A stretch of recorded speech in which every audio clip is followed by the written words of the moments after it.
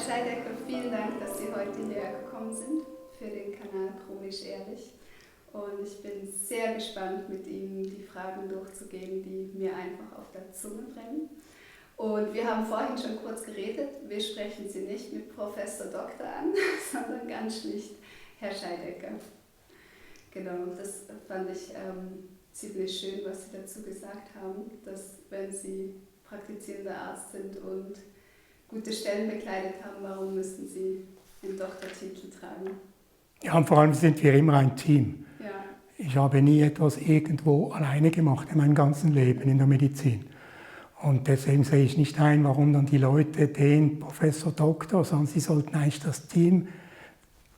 die Teamarbeit schätzen und nicht eine einzelne Person. Ja, sehr schön. Ich lese jetzt ein bisschen vor, was Ihr Werdegang war und vielleicht können Sie dann noch ergänzen, wenn ich was vergessen habe. Genau. Und zwar studierten Sie Medizin an der Universität Basel und danach folgte die Ausbildung zum Facharzt Innere Medizin, dann zum Facharzt Anästhesiologie und Reanimation sowie zum Facharzt Intensivmedizin.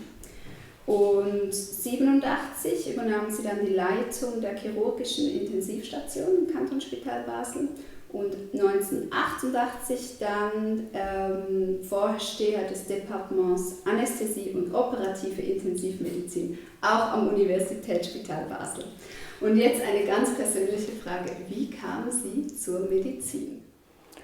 Also ich war familiär belastet, mein Vater war schon Mediziner und könnte auch noch sein, ich hatte einen Unfall als 11-jähriger Junge und das ging alles relativ gut, das hat mich irgendwie noch fasziniert. Aber wie es da manchmal ist, genau warum, es hätte viele andere Berufe gegeben, die mich auch fasziniert hat. Aber das ist so eine Prägung da, was ja auch schön ist, wenn man das schon einfach mitkriegt in der Familie. So. In der medizinischen Forschung und in der Praxis tun sich schnell ethische Fragen auf. Für Berufsleute, Experten, aber auch für uns als Gesellschaft.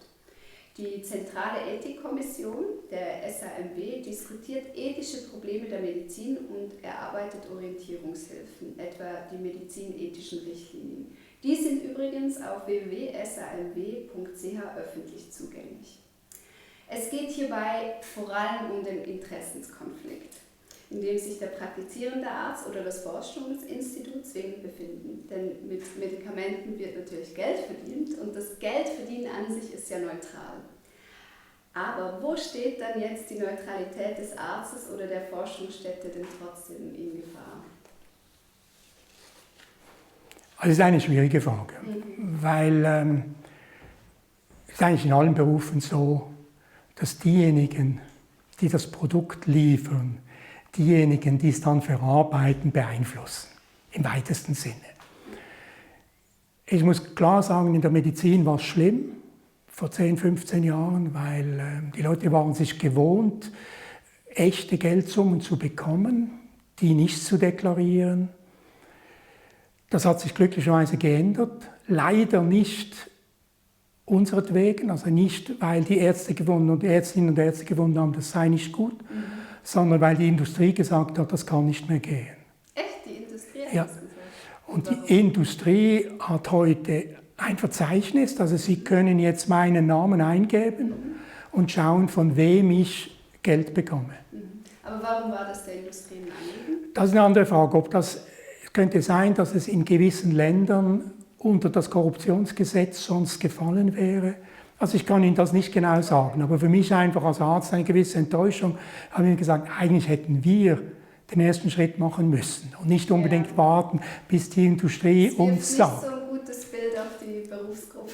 Ja, und dazu kommt, dass wir im Moment viele Schweizer Ärzte sich weigern, selbst das auch zu deklarieren. Eigentlich wären wir verpflichtet, das auch irgendwo aufzuschreiben, dass eben jede Patientin, jeder Patient schauen kann, wie viel Geld habe ich von wem bekommen. Aber da weigern sich noch gewisse Leute. Und das ist gesetzlich im Moment noch möglich. Sich zu weigern. Und das ist sich zu weigern. Ja. Aber eben, es ist zumindest so, dass jetzt über die Science Industries, also über die forschende Pharmaindustrie kann man diese Namen herausfinden und die Summen sehen. Und das wird alles ganz fein säuberlich aufgelistet. Aber trotzdem sind wir nicht dort, wo wir gerne sein möchten. Und das ist auch der Grund, warum wir beschlossen haben, bei der SAMW diese Richtlinie also noch einmal zu revidieren im Laufe dieses Jahres. Ja. Es hat sich jetzt alles etwas verzögert wegen der Situation jetzt, weil das sind einfach Themen, die man ganz schlecht über Telefon besprechen kann. Das sind Themen, wo man sich wirklich gegenüber sitzen muss. Und wie ist das? Gilt das auch für Deutschland und Österreich?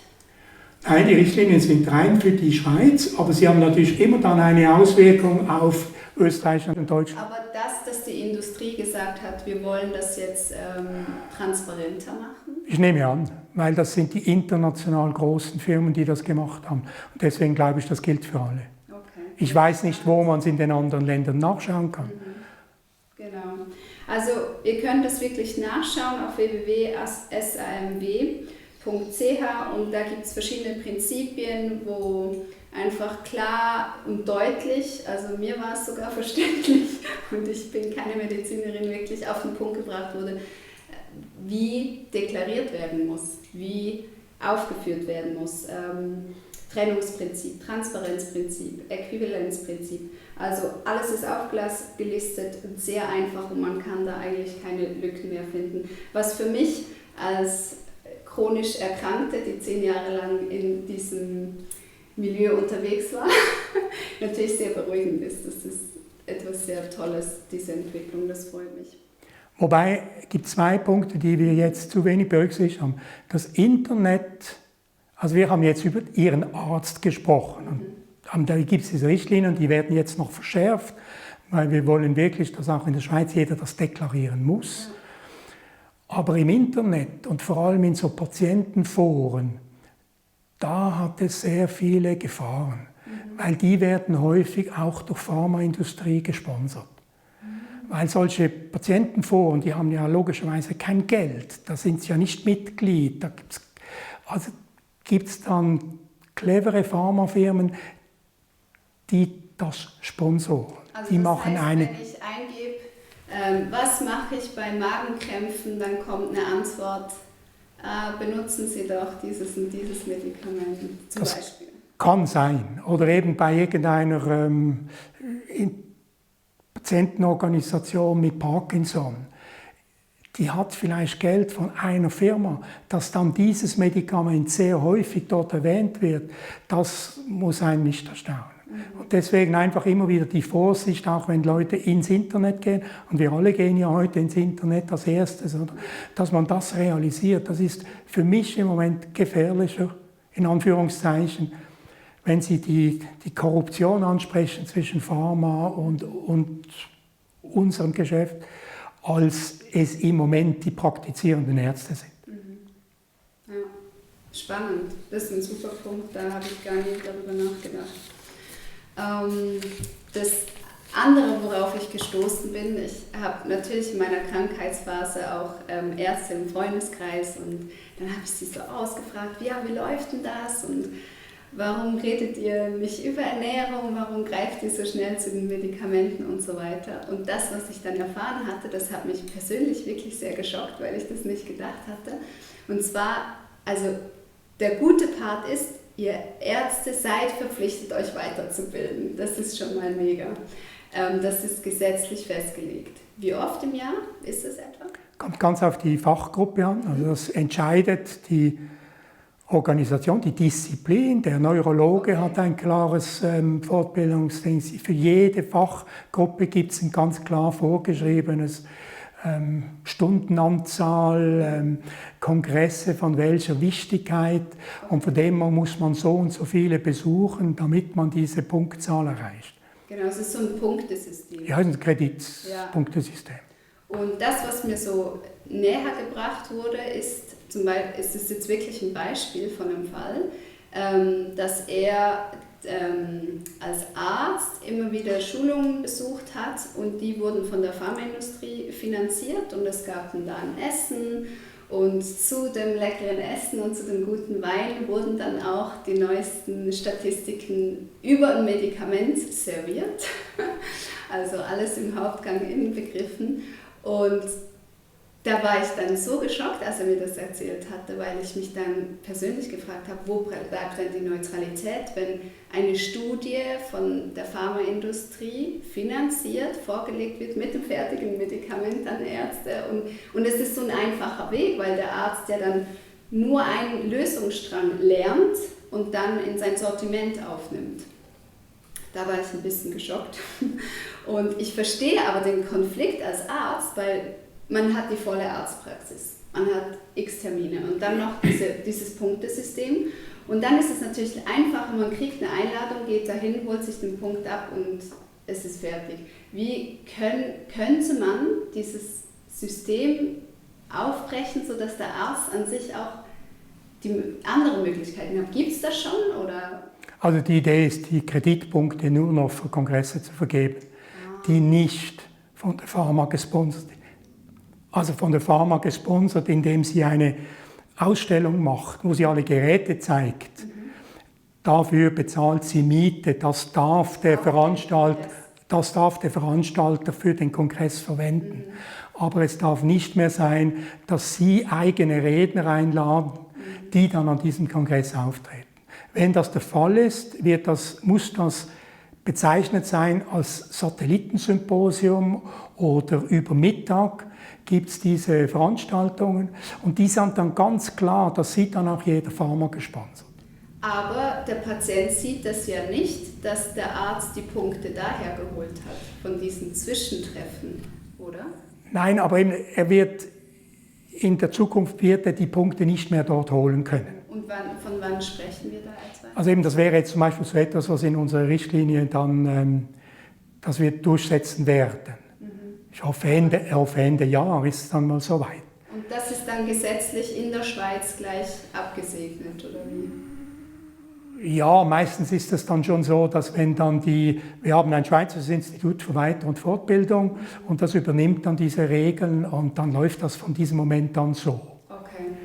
Und ich muss auch sagen, auf der anderen Seite es tönt so, wie wenn die Pharma uns gekauft hat. Das sind natürlich auch sehr viele naive Ärzte, wenn sie denken, dass sie irgendwo für ein Dreigangmenü abends in einem tollen Restaurant Hilterfingen mit Blick auf den See, gratis mit Wein eingeladen werden. Ja, irgendetwas will der andere auch dafür. Diesen Free Supper, den gibt es einfach nicht. Genau, aber es wurde ja auch ein bisschen anerzogen, weil anscheinend, wenn die Medizinstudenten auf der Universität sind, werden sie auch schon besucht. Das heißt, vielleicht hat man sich einfach daran gewöhnt, dann zu schauen, es ist ein toller Beruf, ich werde hier ausgeführt. Gut, aber das hat sich wirklich Gott sei Dank geändert. Okay. Aber ich sage nochmal, vielleicht in der Schweiz, vielleicht nicht unseretwegen, das kann ich zu wenig beurteilen, aber hier hat sich geändert, weil hier war das lange Zeit so, dass es wirklich korrupt war. Ich kann es nicht anders sagen. Man hat mich eingeladen mit meiner Frau an einen Kongress nach Paris, 1. Klasse.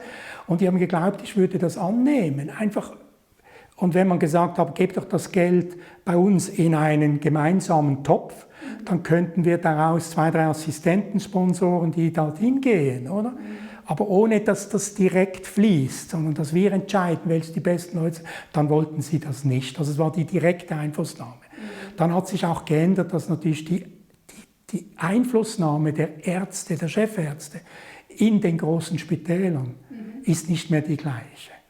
Es ist der Chefapotheker, häufig ist es ein Verbund von Spitälern, von Krankenhäusern und die entscheiden, welche Medikamente gekauft werden. Und deswegen lohnt es sich für die Pharmaindustrie gar nicht mehr, unbedingt einzelne Leute zu kaufen zu wollen. Ja. Auch bei den Studenten, das ist eigentlich vorbei. Ja. In Deutschland ist das eben anscheinend schon noch Thema. Ja. Aber das wird sich ändern. Und das muss sich ändern von Patientinnen, von der Bevölkerung. Das ist einfach etwas, was niemand akzeptieren kann. Nein, das geht nicht. Genau, da verliert man halt das Vertrauen. Und das ist ja das, was wir Patienten brauchen. Wir brauchen dieses Vertrauen. Dieser Arzt meint es gut mit mir und er wird sich meine ganze Lebenssituation anschauen und daraus dann eine gute Therapie vorschlagen. so ist der naive Wunsch auf jeden Fall. Genau. Gut. Ja, warum ich immer wieder auf Deutschland zu sprechen komme. Also wir haben als Familie 12 Jahre in München gelebt und ich bin dann auch nach den Geburten der beiden Kinder da schwer erkrankt in München. Deswegen habe ich viel, was ich dann natürlich mit Deutschland verbinde. Und da war es so, dass meine 2 kleinen Babys, ich war mit ihnen zu Hause, also 7 Tage, 24 Stunden, so wie es halt ist, wenn man Babys hat. Und ich hatte eine chronische entzündliche Magen-Darm-Entzündung, also super schmerzhaft. Und ich bin von Arzt zu Arzt gereist und hatte natürlich klassisch Magen-Darm-Spiegelung und so weiter. Und Schluss am Ende wurde mir dann ein sehr starkes Medikament angeboten. Ich habe das eingenommen im Vertrauen und ich bin komplett zusammengebrochen. Also ich hatte Nebenwirkungen, ich wollte mich wirklich selber umbringen. Ich dachte, ich halte es nicht aus, diese Schmerzen. Und das hat diesen Kreislauf, weil das hat enorm viel Stress verursacht, hat es über Monate verstärkt. Und erst als ich dann in der Schweiz war, wurde dann gesagt, auf jeden Fall keine Antibiotikum mehr. Und in Deutschland hatte ich so viele Antibiotikumbehandlungen, das kann man nicht mehr zählen. Und da wurde auch das große Blutbild das erste Mal gemacht, weil ich halt einfach gesetzlich versichert war in Deutschland. Und es wurde nicht gemacht, obwohl ich so krank war, auch auf der Notfallstation gelandet bin. Und da wurden verschiedene Werte gesehen, die nicht in Ordnung waren und kam gleich zu Spezialisten und wurde ziemlich gut aufgepäppelt mit Eisen etc. Auf jeden Fall ist es so, dass ich dann natürlich im Nachhinein frage, warum hat mir dieser Arzt dieses Medikament gegeben und er wusste von den Nebenwirkungen. Und er wusste, dass ich eine junge Mutter war. Und da, wenn ich mit anderen Erkrankten spreche, merke ich immer wieder, dass nicht das Umfeld angeschaut wird. Wie alt ist die Person? Was hat sie? Sie muss die Verantwortung für 2 Kinder tragen. Wie können wir das anders machen? Hier fehlt irgendwie die Zeit. Und das ist ja auch ein riesiges Thema. Wie viel Zeit hat der Arzt überhaupt? Und da wirklich an Sie die Frage, wie viel muss man dem Arzt auflasten, aufbürden von der Verantwortung und wie viel der Patientin? Ja, die Antwort ist relativ einfach. Zu 100% sind Sie es und Sie brauchen den Arzt ja nur als Berater. Also ich sage immer, wenn Sie in den Kleiderladen gehen, ob Sie jetzt einen roten Kittel möchten, den ich vielleicht schrecklich finde, aber wenn ich Verkäufer bin, Sie wollen einen roten Kittel, dann zeige ich Ihnen meine roten Kittel, die ich habe. Und dann geht es darum, dass der Ihnen passt, weil das mit Ihrer Lebenserfahrung, mit Ihrer Lebensgeschichte brauchen Sie jetzt einen roten Kittel. Und das ist halt das, was häufig fehlt, dass wir im Kleiderladen sind wir noch so, dort setzen wir uns am Schluss noch durch und sagen, nein, wir, die einkaufen. Ich gehe dann nicht mit einem blauen Kittel raus, sondern wenn ich wirklich einen roten wollte. Oder? Ja, beim Arzt ist es eben nicht so, sondern da gebe ich sehr viel von dieser Verantwortung immer wieder ab. Ja, ist es Vertrauen, ist es Unsicherheit? Also das ist dann noch schwierig zu diagnostizieren. Genau, das ist eben wirklich die Frage, die ich stelle. Also ich war so krank und so verzweifelt, ich hatte mich in dem Zeitpunkt nicht mit meinem Körper beschäftigt. Das wurde mir nicht beigebracht, weder in der Schule noch zu Hause und so geht es vielen. Also man kommt mit einem Thema, plötzlich funktioniert der Körper nicht. Das ist erstmal einfach ein Schock. Und man weiß, der Arzt, der kann helfen, weil also das ist so, das wird einem schon so beigebracht. Das heißt, er weiß, welcher rote Mantel am besten passt. Und ich bin super verunsichert, weil ich habe Schmerzen und ich kann mir eigentlich keine Gedanken darum machen, bietet er mir jetzt einen Mantel an aus Kaschmir oder ist es ein Mega-Fake aus China? Ich kann das nicht beurteilen in dem Moment. Und da war ich schon sehr, sehr, sehr hilflos. Und da ist diese Möglichkeit da, dass man eben, also glaube ich, das ist eine Interpretation von mir, korrigieren Sie mich, als Arzt einen vollgepackten Terminkalender hat, man hat 15 Minuten für den Patienten, hier Medikament ist gut, wir sehen uns in 2 Wochen. Aber die 2 Wochen, da habe ich dann die Hölle erlebt. Und er hat natürlich weitergearbeitet. Gut, das ist jetzt ein Einzelerlebnis, auf das ich logischerweise nicht eingehen kann. Das Ideale wäre schon, Sie hätten einen Arzt, der Sie über längere Zeit kennt. Sie haben das gesagt, wir haben in der Schule nichts gelernt über die was Gesundheit überhaupt bedeutet oder wie man gesund bleibt, war ja kein Thema. Wir haben es gerade in unserer letzten Broschüre angesprochen, die Zahnfee, die wir hier in der Schweiz alle gut kennen, die schon im Kindergarten vorbeikommt und den Kindern lernt, wie man Zähne putzt, die hat eine extreme Auswirkung gehabt auf die Zahnhygiene bei Leuten. Ich hatte noch Löcher in meinen Milchzähnen. Meine Söhne, meine Enkel, das gibt es nicht. Oder? Also das hat eine riesen Auswirkung, warum wir das in der restlichen Schule nicht auch gemacht haben. Eben, da wäre Ernährung ein Teil, Bewegung ein Teil, alles Dinge, wo wir den Leuten etwas lernen könnten zu einem Zeitpunkt, wo sie auch noch Interesse haben. Und dann ist es vielleicht eben so, wenn dann zum ersten Mal etwas nicht funktioniert, dass man wenigstens etwas einordnen kann. Also genau, dass man weiß, es gibt abgesehen von Medikamenten auch noch andere Baustellen, die man anschauen kann, wie Stress, Sie haben es vorher gesagt, Ernährung. Und ja, weil dieser Moment, das ist traumatisch. Also das kann ich einfach sagen als Betroffene und wenn ich mit vielen anderen Erkrankten im Gespräch bin. Es ist traumatisch, diese Erfahrung zu merken, der Körper versagt einfach. Das macht einem so eine Riesenangst.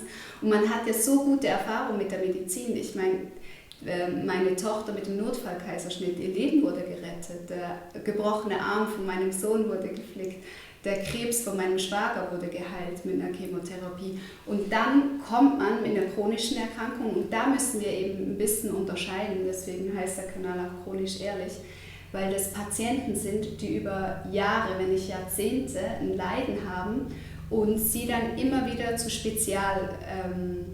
Abteilungen kommen, dann mal zum HNO wegen Nierenentzündung, dann im Bauchzentrum wegen den Darmgeschichten und so wechselt sich ab und man ist in so einem riesen Wirrwarr, dann hat man die Woche einen Termin hier und dann hier beim Fachspezialisten und Sie haben mir ja den Helmut Milz vorgestellt und da möchte ich auch was zitieren. Genau, in seinem Buch Der eigensinnige Mensch, was Sie mir ins Herz gelegt haben, vielen Dank übrigens für den Tipp. Angesichts des enormen Zuwachses an Wissen benötigt die Medizin viele Spezialdisziplinen. Diese sprechen immer weniger die gleiche Sprache und tauschen sich kaum untereinander aus. Zugleich müssen alle Disziplinen die Herausforderungen einer ganzheitlich integrierenden Zusammenschau des Befindens und der Befunde im Blick behalten. Durch fortschreitende Ökonomisierung des Gesundheitswesens verbringen Ärztinnen oft mehr Zeit mit administrativen Aufgaben als mit qualitativen Patientenkontakten. Die Entwicklung von professionellem Einfühlungsvermögen und Mitgefühl erfordert aber gezielte Aufmerksamkeit und Zeit. Die Förderung von Hilfe zur Selbsthilfe braucht Geduld und Übung. Und das ist das, was ich beschrieben habe. Ich war ja so hilflos, ich hatte keine Ahnung. Und diese Förderung von Hilfe zur Selbsthilfe braucht Geduld und Übung. Wo sehen Sie das Potenzial, dass der Arzt, der merkt, das ist ein Patient, der ist chronisch krank, da ist immer irgendwas, irgendeine Entzündung irgendwo hier. Wo sehen Sie das Potenzial in der Praxis, wie man da einen Patienten fördern kann? Ist das überhaupt möglich, gerade in dem... Ja, das ist sicher möglich. Eben, Sie müssen zuerst diese Person finden, wo Sie das Vertrauen haben. Und Sie haben vorher das Vertrauen mit dem Finanziellen da vermischt. Ich muss sagen, aus meiner Erfahrung gibt es Leute, die finanziell nie ganz so sauber waren, wie ich das gerne, aber viele Patientinnen und Patienten großes Vertrauen in ihn hatten. Also es gibt dann Kollegen, wo man sagen würde, ich verstehe nicht ganz, warum das so ist, aber die können das gut. Und das spielt ja auch keine Rolle. Es ist wichtig, so wie wenn Sie sonst jemanden kennenlernen. Es gibt Leute, Zu denen haben Sie sofort einen gewissen Kontakt. Es gibt anderen, da können Sie nach einem Abend haben Sie einfach, der Funken ist nicht drüber. Aber wenn Sie so jemanden hätten, dass der Sie hilft zu begleiten und dass der auch immer wieder abfragt, was Sie dann eigentlich wollen. Und dann in diesem Gespräch dann eben herausfinden, wollen wir jetzt einen Spezialisten zuziehen? Und das wieder gemeinsam. Es muss, heute wird das so neuenglisch gesagt, shared decision. Es muss zwischen Ihnen und dem Arzt muss dieser Entscheid fallen, jawohl, ich möchte jetzt wirklich diesen Spezialisten sehen. Aber die Person, die Sie behandelt, ist nicht der Spezialist, sondern der Spezialist muss Ihrem Hausarzt wieder berichten und der Hausarzt muss wieder zusammen mit Ihnen dann sagen, der Spezialist schlägt jetzt vor, dieses ganz starke Medikament zu geben. Wir wissen, das hat gewisse Nebenwirkungen, wollen wir es versuchen. Dann kann ja sein, dass Sie sagen, ja, ich möchte, aber nach 3-4 Tagen haben Sie dann die Nebenwirkung, können sofort bei Ihrem Hausarzt oder bei Ihrem Arzt des Vertrauens wieder vorbei, dann kann man das wieder gemeinsam absetzen. Das, was Sie gesagt haben, ist eben die Gefahr, dass Sie immer wieder zu einem anderen Spezialist, dort erzählen Sie fast die ganze Geschichte, die meisten hören nicht einmal richtig zu, weil er bekommt Sie als Patientin zugeschickt wegen der linken Nasennebenhöhle. Und jetzt schaut er die an und dann ist noch die Frage, kann man diese Verschattung wegnehmen? Und dann sagt er, natürlich kann man die wegnehmen. Ob das Sinn macht bei Ihnen, das überlegt er sich nicht. Weil da hat er das Gefühl, das hätte eigentlich der Arzt, der ihn zugewiesen hat, hätte sich diese Gedanken schon machen müssen. Und das fehlt häufig. Also eigentlich fehlt häufig dieser Hausarzt des Vertrauens. Eigentlich könnte man es auch Coach nennen, oder? Ja, also wir haben eben... nebenher steht. Ja, ich bin etwas vorsichtig mit dem Hausarzt, weil die jetzigen Hausärzte, die möchten sich nicht... Wir haben es einmal ein Gesundheitsnavigator genannt. Also jemand, der das medizinische System versteht und sie dann mitnimmt und an die verschiedenen Orte geht und immer wieder interpretiert. Oder ich habe für mich mal gesagt, es ist wie ein Fremdenführer. Ja. Weil das finde ich noch fast besser. Sie kennen die Sprache nicht und dann können Sie diesem Fremdenführer sagen, ich will nicht in irgendwelche Souvenirshops, ich will Tempel sehen und zwar nur diese und jene Art. Und dann macht er das, oder? Und schaut, dass Sie den Rest nicht sehen. Er kann die Sprache, er kann Ihnen helfen. Wenn Sie jetzt zum 7. Mal in diesem Land sind, brauchen Sie diesen Fremdenführer nicht mehr, weil Sie kennen diese... Ja, und weil es irgendwann mal übersetzt wurde. Genau. Wenn man nicht immer mit irgendwelchen Dokumenten zu Hause sitzen kann. Okay. Genau. Und Sie können dann mit der Zeit diese Sprache auch, Sie können vielleicht sogar besser beurteilen, wie das geht. Viele dieser chronisch kranken Patientinnen und Patienten, die kennen ihre Geschichte viel besser. Die wissen eigentlich, was gut ist und was nicht gut ist. Nur leider hören ihnen manchmal die Ärzte nicht zu. Wollte ich gerade sagen, man wird dann mit der Zeit, also ich habe auch nächtelang recherchiert und bin dann natürlich mit sehr spezifischen Fragen gekommen, habe gesagt, könnt ihr mir das mal anschauen oder hier oder wie wäre es das? Und es ist dann eher so, dass man schnell angefeindet wird. Also mir wurde dann auch gesagt, was wollen Sie eigentlich denn noch von mir? Oder es persönlich genommen. Also das, was Sie vorhin erzählt haben von diesem Fremdenführer, das fühlt sich wunderbar für mich an. Und ich hätte mir gewünscht, ich hätte so einen Fremdenführer gefunden gehabt. Wo gibt es denn die? Also wir haben eben ein neues Papier geschrieben über das nachhaltige Gesundheitswesen und wir glauben, dass wenn wir für unser Land hier, für die Schweiz, ein Gesundheitswesen haben, das nachhaltig ist, also was wir uns leisten können, sodass auch ihre Kinder noch das Gleiche bekommen, wenn sie dann müssen wir das Häufige ganz wohnortnah haben und das Seltene an wenigen Zentren. Aber das darf dann eben wieder nur mit solchen Navigatoren und mit solchen Fremdenführern geschehen, dass irgendjemand entscheidet, jetzt müssen Sie von hier ans Inselspital nach Bern. Aber das Inselspital Berns untersucht sie dann nicht noch einmal von der Großzehe bis zum Haaransatz, sondern er schickt sie für dieses Problem und möchte davor vom Spezialisten eine Antwort. Und die bekommt er wieder zurück. Und im Moment ist es so, dass bei uns zumindest das Gesundheitswesen spitalzentriert ist. Sie gehen in die große Klinik, die hat das Gefühl, sie wisse, wie es ist. Und sie verschreibt irgendetwas und wenn sie dann nicht gesund werden, dann ist es ihr Fehler oder sie haben was falsch gemacht. Wird man ausgespielt. Genau. Das wäre ja wirklich so die Traumvorstellung, wenn man so einen Fremdenführer hätte. Für viele ist es aber leider nicht so.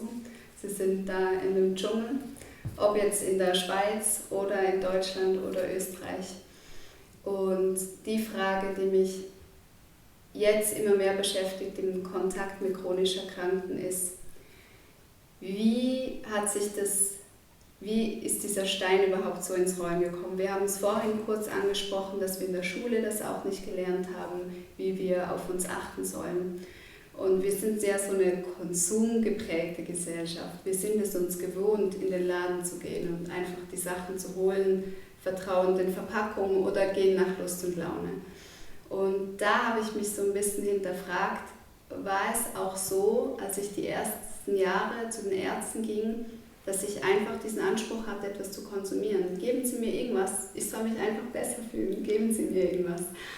Und da diese übergeordnete Wahrnehmung von einem Arzt, ich weiß gar nicht, ob ich darauf reagiert hätte, ehrlich gesagt, wenn er gesagt hätte, okay, jetzt gehen wir mal einen Schritt zurück, wir schauen den Stresslevel an, wir schauen das an und das an, weil ich in dem Moment vielleicht zu gestresst war und der Wunsch zu groß in mir war, einfach zu funktionieren. Und der Körper hat so kleine Symptome gezeigt und angeklopft und gesagt, hey, es ist gerade nicht so gut, die Überholspur, es ist gerade ein bisschen alles viel.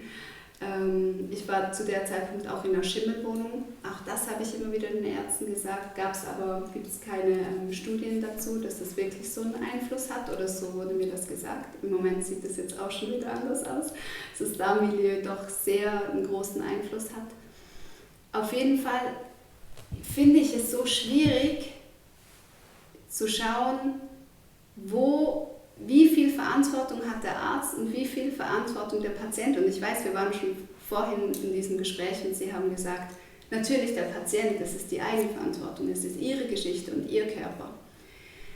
Ich frage mich ganz praktisch, wenn ich zurückreise, was wäre, wenn es Videomaterial oder Broschüren gegeben hätte, weil der Arzt kann ja nicht mehr als die Stunden arbeiten, die er zur Verfügung hat, die mir wie einen Impuls gegeben hätten für was mehr, für was Größeres, wie eben Ernährung oder Lebensstil oder was weiß ich.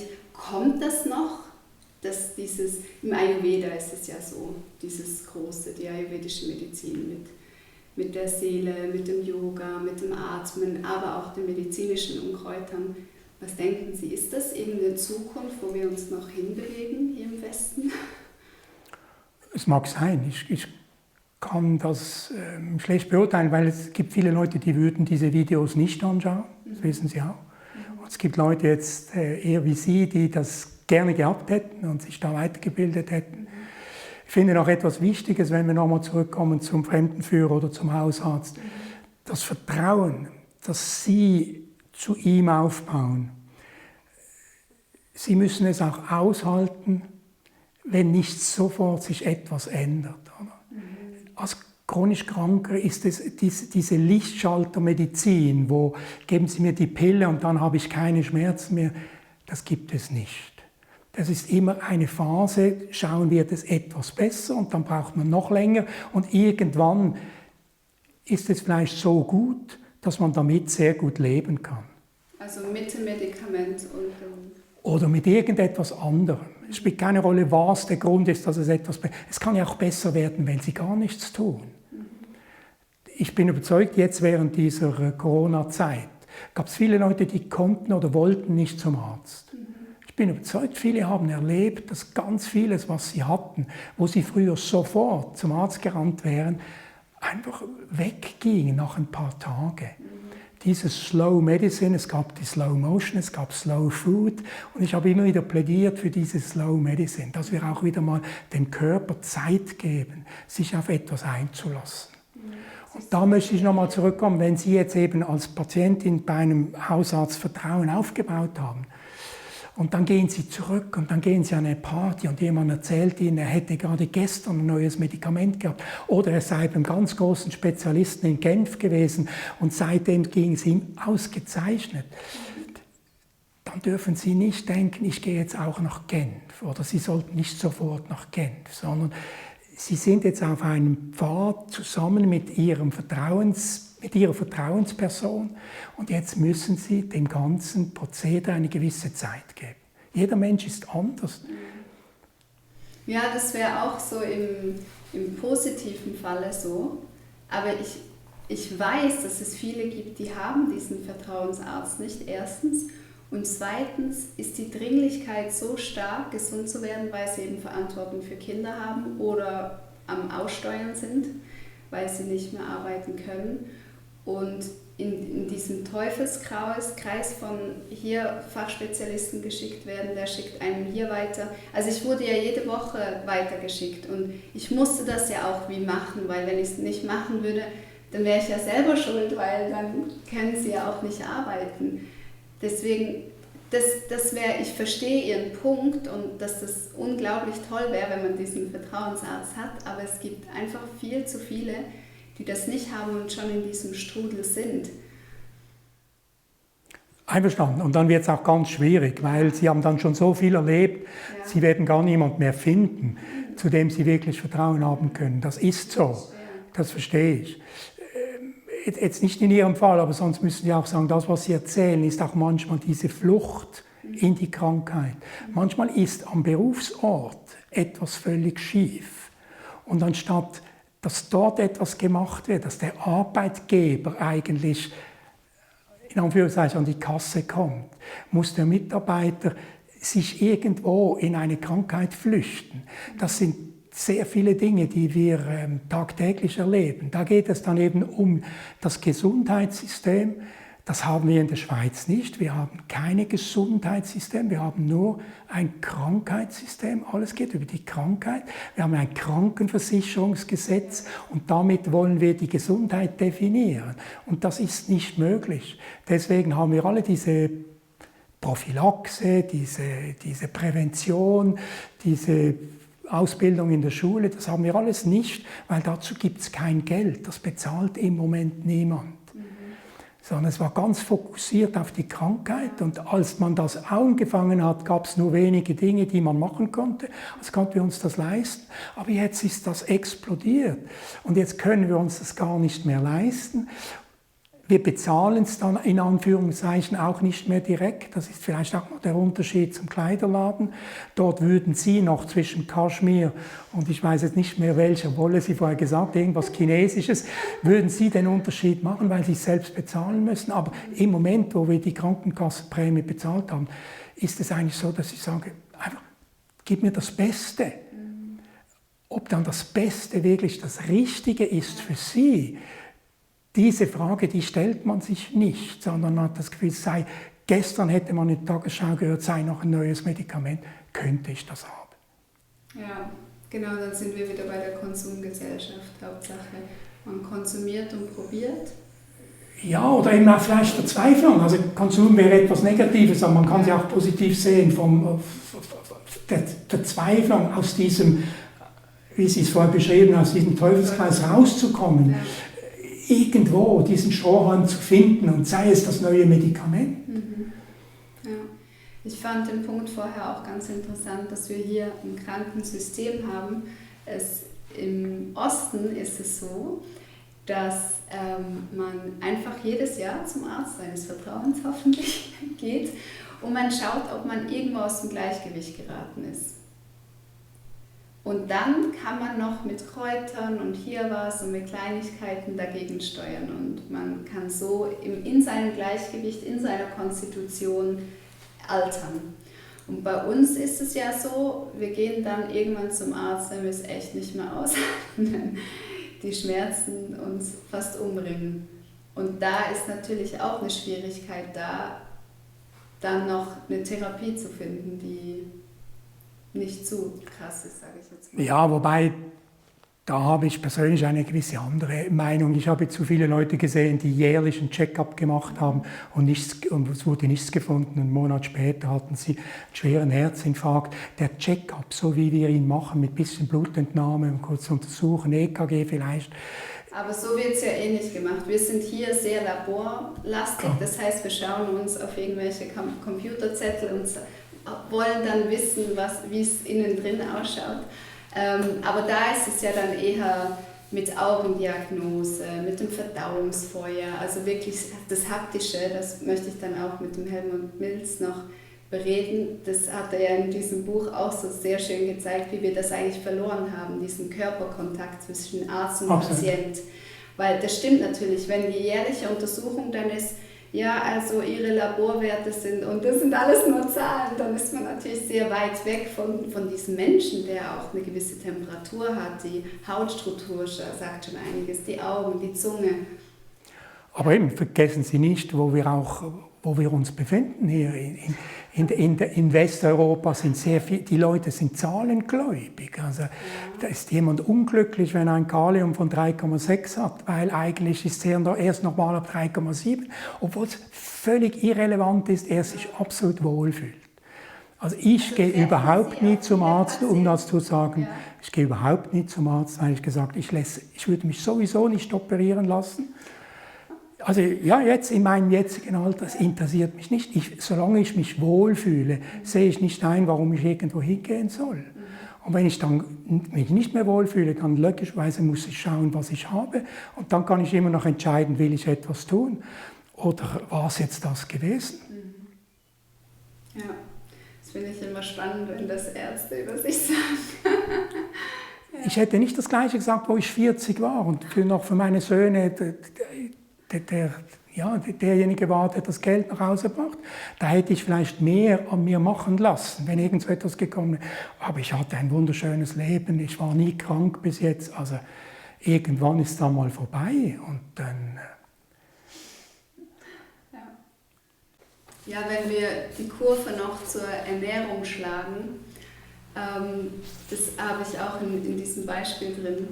Und zwar mein Vater nimmt wie viele in seiner Altersgruppe Statin, hat einen hohen Cholesterinspiegel, und wenn ich ihm natürlich als Ernährungsberaterin ans Herz lege, dass er nicht 3-mal täglich tierische Eiweiße zu sich nimmt, dann schaut er mich entgeistert an und sagt, nein, meine Ärztin hat gesagt, mein Cholesterinwert ist für mein Alter völlig in Ordnung, obwohl er erhöht ist in der Medizin. Ist völlig in Ordnung, und sie hat auch nichts gesagt, dass ich an meiner Ernährung was ändern muss. Und dann denke ich so, okay, das ist echt schade, dass deine Ärztin nichts sagt, weil ich habe keine Chance. Gut, die Frage ist noch, ob die Ärztin es auch gesagt hat. Verstehen Sie, es ist fast so, wie wenn das Kind aus der Schule zurückkommt und sagt, der Lehrer hat gesagt, es macht nicht, dass ich die Aufgaben nicht gemacht habe. Also ich meine, es könnte sein, dass sie es gesagt hat und es geht rein und hier wieder raus, oder wie? Nein, sondern er sowieso weiß, er wird seine Ernährung nicht ändern. Weil er hat das Gefühl, das braucht er. Der hat immer gehabt und das will er jetzt. Und es gibt gewisse Dinge, ich meine, denken Sie doch, wie viele Leute machen Dinge, die eigentlich krank machen? Tagtäglich. Und sie wissen es eigentlich. Aber sie wissen auch, das trifft nicht mich, es trifft höchstens den anderen. Ja.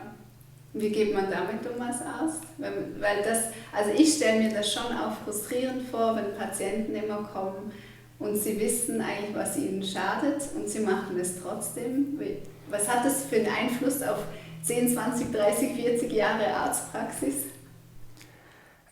Wenn Sie so denken, dass Sie entscheidend sind als Patientin für Ihre Gesundheit und wir machen Vorschläge und Sie ignorieren die. Oder Sie sagen, ich kann mit dieser Sucht nicht aufhören, sei das Alkohol, sei das Tabak, andere Dinge. Es gibt auch Leute, die sagen, sonst ist mein Leben nicht mehr lebenswert. Ich brauche nach dem Essen diese Zigarette oder ich muss, wenn ich am See sitze, abends eine rauchen.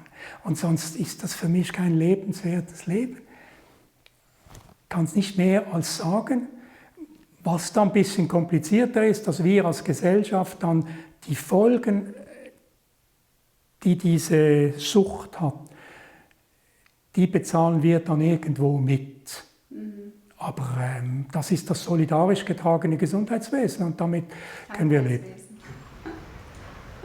Vielen Dank, dass Sie heute hier waren, Herr Scheibecker. Vielen Dank für das Rauslassen Ihrer Ideen und Erfahrungen. Das hat mich jetzt sehr gefreut. Und ja, ich hoffe, dass ihr auch einiges einfach mitnehmen dürft, euch inspirieren lassen könnt.